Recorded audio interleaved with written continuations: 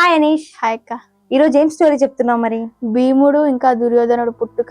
Last స్టోరీలో చెప్పా కదక్క, గాంధారి కడుపు నుంచి మాంసపిండం బయటపడుతుందని. గాంధారి కడుపు నుంచి మాంసపిండం బయటపడితే గాంధారి అనుకుంటుంది, అసలు ఎందుకు ఇట్లా జరిగింది, ఏమిటైంది అని అనుకుంటూ ఉంటే అప్పుడు వేదవ్యాసుడికి విషయం తెలుస్తుంది.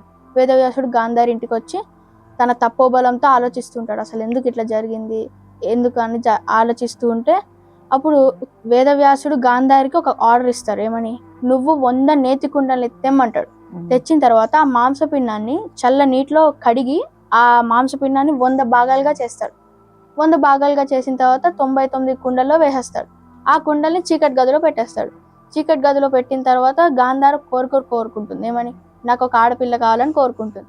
లాస్ట్ ముక్క మిలుగుతుంది కదా, దాన్ని 2 భాగాలుగా చేసి ఇంకో నేతి కుండని తెమ్మంటాడు. నేతి కుండలు తెచ్చిన తర్వాత ఒక ముక్కని ఇంకో దాంట్లో, ఇంకో ముక్కని ఇంకో దాంట్లో వేసేసి చీకటి గదిలో పెట్టేస్తాడు. నీకు ఆడపిల్ల పుడుతుందని చెప్పేసి వ్యాసుడు వెళ్ళిపోతాడు. మరో పక్క పాండురాజు కుంతిని వాయుదేవుని ప్రే చేయమంటారు. అప్పుడు కుంతి మంత్రంతో వాయుదేవుని ప్రే చేసిన తర్వాత బలవంతుడైన భీముడు పుడతాడు. తర్వాత కుంతి ఇంద్రుడిని ప్రే చేస్తే కుంతికి అర్జునుడు పుడతాడు. అటుపక్క హస్తినాపురంలో ఉండే గాంధారికి మొదటి కుండ నుంచి దుర్యోధనుడు పుడతాడు.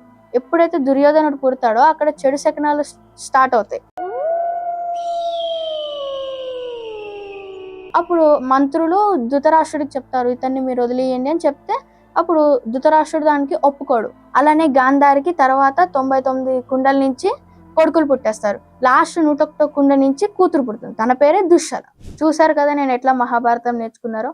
మీరు నాలా నేర్చుకోవాలంటే ఆడండి లిపి.గేమ్. ఇప్పుడు మిమ్మల్ని కొన్ని క్వశ్చన్స్ అడుగుతా, ఓకేనా? గాంధారికి మొదటి కుండ నుంచి ఎవరు పుట్టారు? గాంధారి కూతురు పేరేంటి?